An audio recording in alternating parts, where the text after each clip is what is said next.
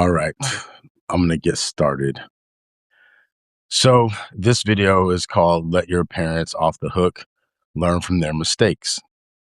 And I kind of got inspired to write this or make this video. I've been actually uh, doing a lot more videos than I have been writing lately, mostly because of time, but also some of the things I've been writing have been taking me a really long time to process because I want to make sure that I work out effectively as possible what it is that's going on inside of me as I've been going down this grief journey. That aside, it actually adds to this conversation about learning from your parents' mistakes. So both of my parents were extremely fast processors. When they felt something, there was immediate or near immediate response to whatever it was they felt, whether they were right or wrong. And I learned from their mistakes that I should process more slowly. And so I started to write out my feelings at an early age because I didn't want to make the mistake of being as reactive as my parents were. So back to why I got inspired to make this video. The other day, maybe about 3 or 4 days ago, my daughter was talking to my wife and I. And as I watched her, I said, wow, I can see in that moment, the best parts of me and the best parts of my wife coming out through my daughter. And it was like just one of the most awesome things to watch. I was just like, whoa, this person, hi, Sandra, this person is the best parts of me and my wife. I'm referring to my daughter for you who just came on. And so I just kind of looking at her and I thought like, wow, this is amazing to behold. And I got curious, am I the best parts, or hopefully I'm the best parts of my parents? Because I spent a lot of my life as I shaped the person that I wanted to be in the world, trying not to be the worst parts of my parents. But I actually didn't think about the best parts of my parents sometimes. And it's not that I thought my parents were terrible.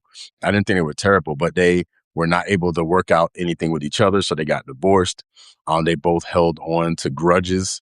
And so they always had this kind of like, even when they were apart, they were blaming each other for things across time and space and conversation and those sorts of things. And I just didn't want to be like that. And so I made a lot of effort into not repeating the behaviors that harmed me. And then whatever emerged at the end was whatever I am now. But I didn't think about the fact that I might be, or I may manifest a lot of the better parts of my parents. I was so busy trying to avoid the worst parts of my parents. But when I watched my daughter talking about herself and her ideas for college and what dreams mean to her, I realized like, wow, this kid's getting the best parts of us. Then a couple of days ago, right after that, I saw the worst parts of us come out of her. And I was like, wow, look at that. And it's the same true for my other daughter. They have different parts of us, but I can see them playing out. And I started thinking a lot about this world stage. Like for centuries and centuries, people just were almost like facsimiles of their parents.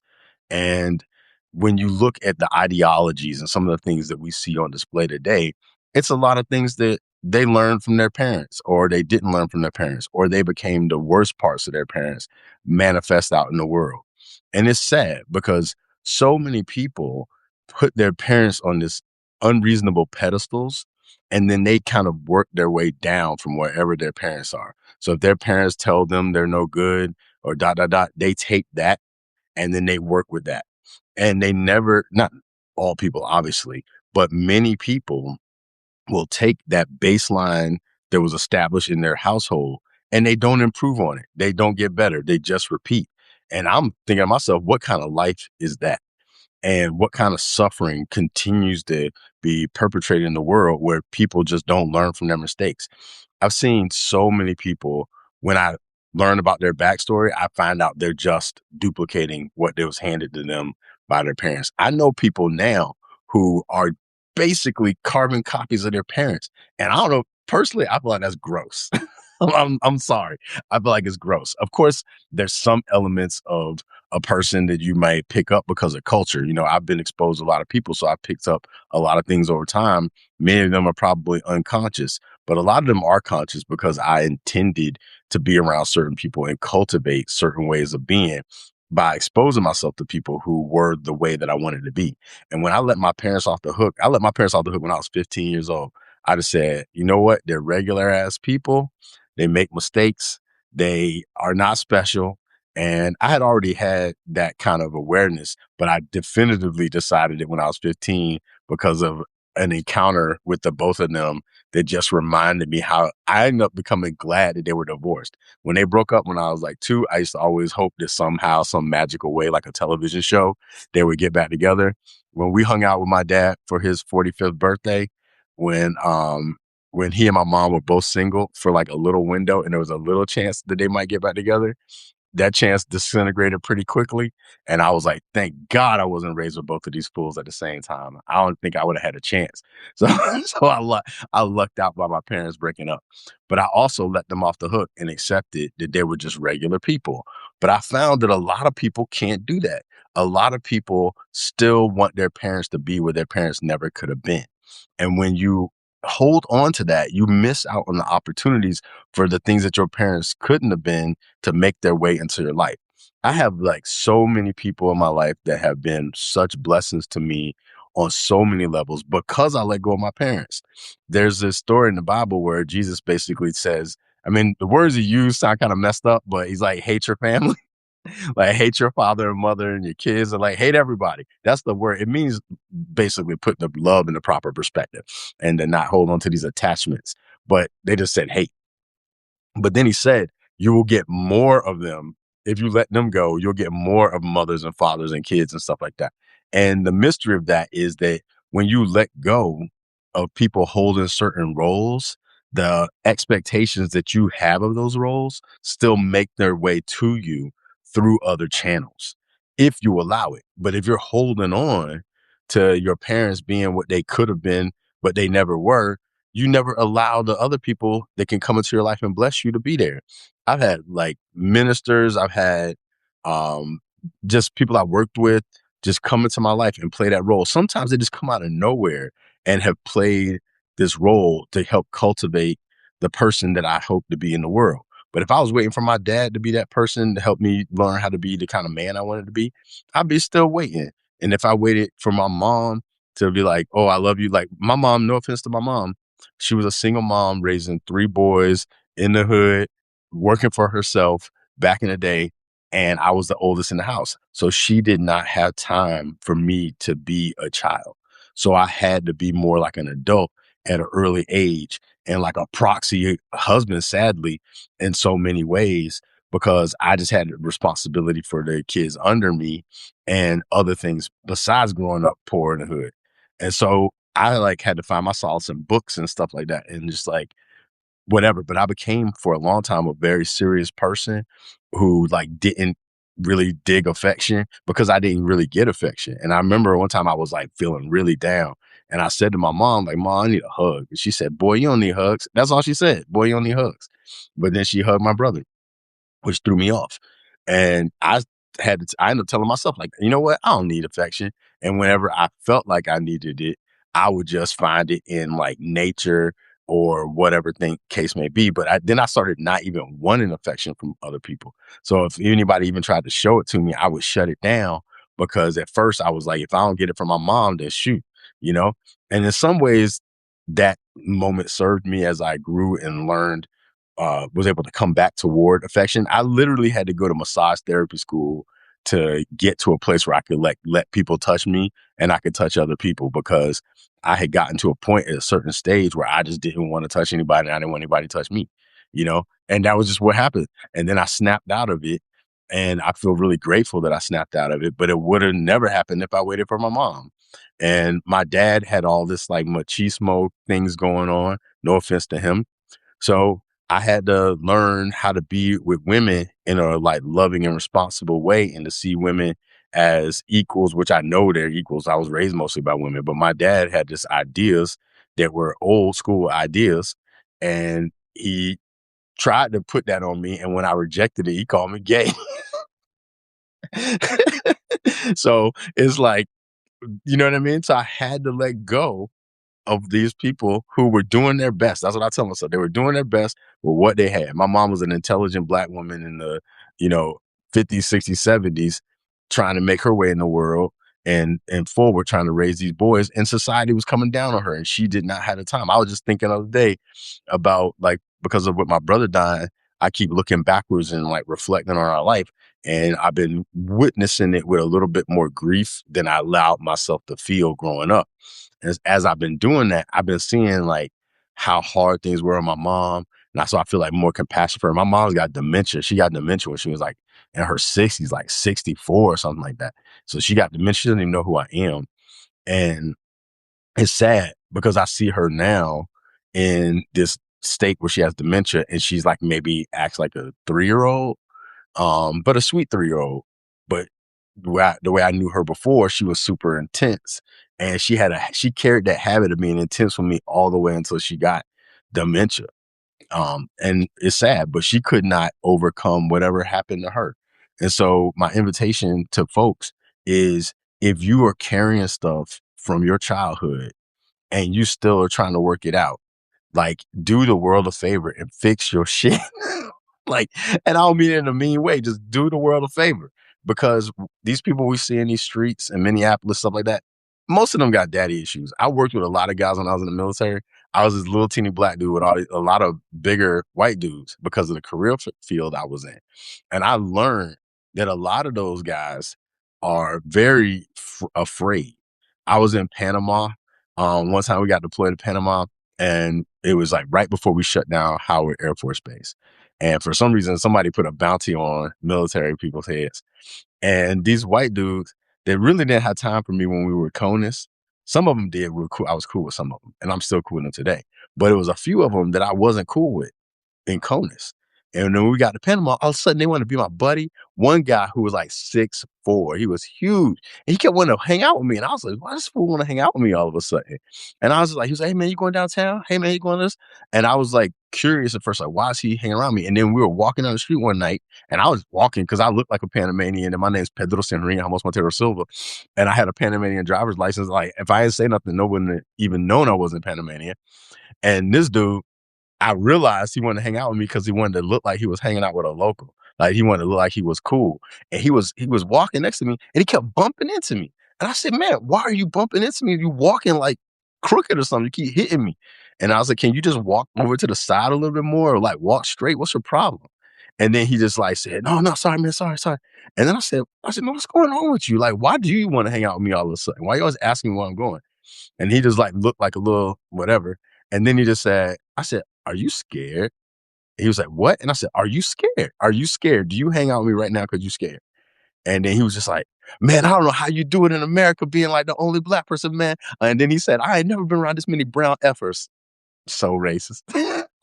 And then I was like, oh my God. I ain't hang out with her anymore after that. I said, man, you need to just like go out here and face your fears, man. You can't be like hanging around me for this reason. And then he was apologizing, but I was like, nah, it's good. It's okay. It's no problem. But we don't need to hang out anymore. And I didn't hang out with him. But I said, wow, this giant dude is like scared because he's around brown people. And I started thinking about it, and I was like, makes sense. Well, he probably got that fear from his parents. And they just said, hey man, be scared. Get big and eat a lot of cornbread or whatever you got to do, and act like you massive and tough, so that you can like basically keep people away from you and be intimidating. But in actuality, he was afraid. And another time I went, for some reason, went paintballing with a bunch of these dudes, and we were in the woods, and we like, we paintballing or whatever. And then we come out, and this indigenous, started saying that we were on indigenous land and that we didn't belong there. And I was like, I didn't know it was indigenous land or not. We just went in the woods and was shooting these paintballs. And then they started going crazy instantly. Instantly, they were like, doing all this stuff. And I was just like, what in the H? And then I just told him, I said, man, you look like an idiot. What's wrong with you? And one of these dudes that I was actually pretty cool with, I had never seen him turn like that. Soon as that little indigenous man too, soon as that man said that stuff to him, he flipped and was like saying his name, and he was in the military and all this other stuff. And I said, man, you sound like an idiot. And I was just, you need to get out of here. And I ended up leaving and giving the indigenous dude a ride back to his family's business. He was a little drunk, but at any rate, he was going off on these folks. And they just snapped. And it was a bunch of them. It was like 6 of these big dudes, just like how you see in Minnesota. And they went instantly cuckoo. And then after that, they weren't cool with me anymore because I called them out on their stuff in the moment. And then one of them did stay cool with me, the one who I was cool with at first, he just said, I don't know what came over me. But the rest of the dudes were like, and they had a sideways look towards me. Again, they probably got educated in that. Even though they had experiences that contradicted their parents, what their parents taught them, they still held on to that. And that's what a lot of us do. We have experiences that contradict the lies that our parents told, and we still try to live in such a way to make them right, even though a lot of times our parents were wrong. And sometimes our parents actually don't love us. And that sounds terrible to say, but a lot of times it's true. Like people think that just because somebody gave birth to you, they love you. I've seen many parents that don't love their kids.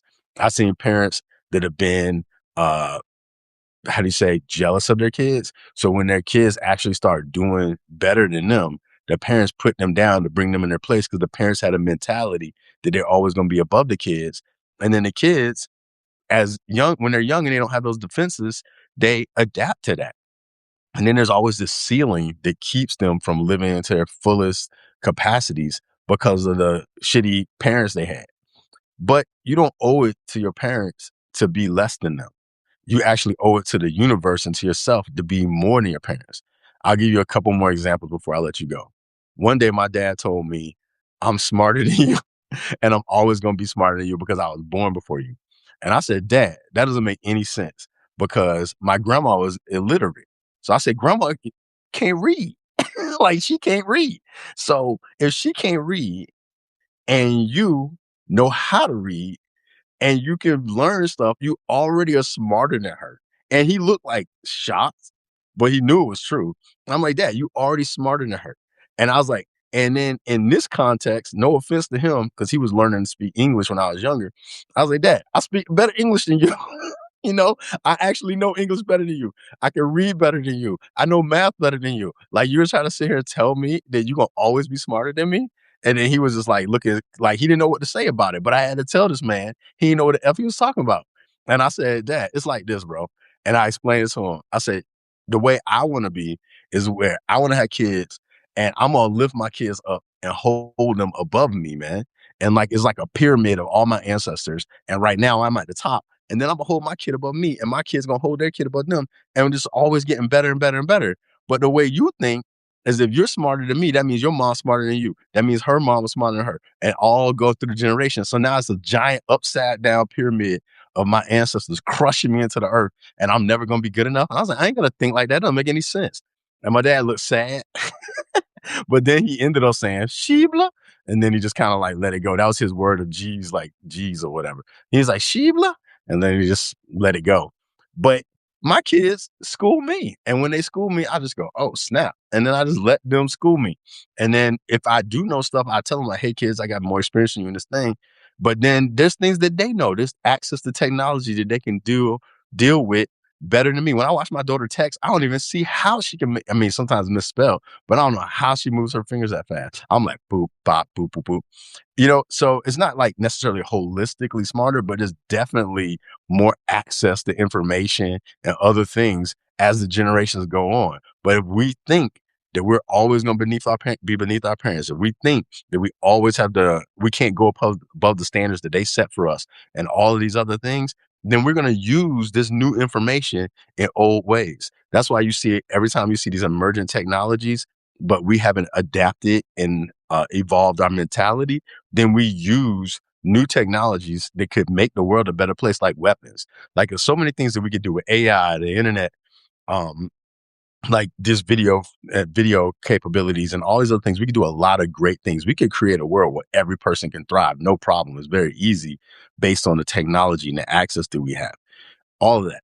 But we choose not to. We still choose to use these things like weapons, like old school things, because we still holding on to these old traditions and these old stories and these old people that, no offense to old people, because I actually know some dope old people, but I'm just trying to communicate that if we do not let our parents off the hook and upgrade ourselves to maybe the best parts of them and then pass that on to our kids, then we're going to continue to live in the type of world that we live in. And I'm at a point where I can't keep watching history repeat itself. And if I'm around people that's trying to just be robots, I just got to like be done with them, you know? and surround myself with people who want to be upgraded, people who want to learn from their mistakes, people who want to face their challenges. Like I literally just a couple of days ago, I had to face a thing with my grandma because my grandma used to be my safe haven when I was a little kid. And then because of religion, my grandma snapped on me and went off on me and slapped the hell out of me. And that I just like accepted at that point that my grandma was too superstitious for me to have certain conversations with her. And so I just stopped. But I had to revisit it after, like I said, I've been revisiting things through the grief process. And I revisited and I was just like, yo, if I would have let that hurt me, how would that have felt? Because I'm assuming on some subconscious level it did, but I shut it down. So I went and revisited it and it was sad. It was sad, honestly.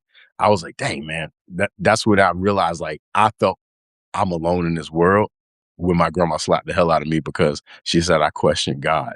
Mm-mm-mm. So all that to say that we have a responsibility to ourselves, to this world that we're in, the timeline that we're in, to wake the F up, learn from our parents' mistakes, or whatever. Maybe our parents were perfect, then learn from their perfection. But if they weren't perfect, learn from their mistakes, take the access to the best parts in them, and upgrade yourself intentionally. You do not owe it to people who have maybe not evolved to make them feel comfortable, because then we keep seeing the things that we see now. There's so many people that are in shock at how America is. I'm absolutely not in shock. I'm only in shock that it took this long. I'm not in shock that it's happening because I do pay attention. I've witnessed history. I pay attention to history. I'm like, ever since I've been still reading MLK stuff since like 3 weeks before MLK holiday, and I'm still every day reading MLK stuff. And it's like just get painting even a broader picture of how far we have not come. So my invitation again to you all is to learn from your mistakes, your parents' mistakes, learn from your own mistakes, and be intentional about the person that you're becoming. You don't have to just be a default human being, just like this was what was given to me. And then actually, I'm interrupting myself to tell you one more story. I used to go around giving money to homeless people and in exchange for a story. And one guy, I gave him some money and I said, can you tell me a story? And he told me this. He said that he was an alcoholic right now, but he was working his way up to coffee. And at first I didn't understand what he meant. I said, well, can you explain that? I don't know what you mean. And then he said, my parents were both drug addicts. And so even though I was a smart kid, I thought I was going to be a drug addict because my parents were drug addicts. And he said, just like how pit bulls have pit bull puppy, I thought drug addict's parents meant drug addict kid. So I became a drug addict. Then I eventually realized that I didn't have to be a drug addict. And so I worked myself off of drugs and I moved to alcohol. And now I'm working from alcohol to coffee. Then I'm going to go from coffee to sugar. Then I'm going to get off of sugar and then I'm going to be straight. Now, that sounds like some silly logic, but that was the best logic he had. But he realized that he did not have to be what his parents were. And even though he was still homeless and he was using alcohol to numb some of the things, he was realizing that if he could decrease his way of numbing his pain, eventually he would be able to deal with it. And that's honorable, you know? And I think a lot of us unconsciously do things like that. But this man was doing it consciously, even though it was a very interesting way of uh, fixing himself or upgrading himself. But that being said, he demonstrates the mentality that you see happen time and time again. I want my children to be the best versions of themselves they can be. I made a mistake with my kids this morning, and then I text my oldest kid and apologized and tell her younger sister that I was sorry because I said something negative about somebody else. And I felt that way, but maybe I shouldn't have said it. And so I had to correct it.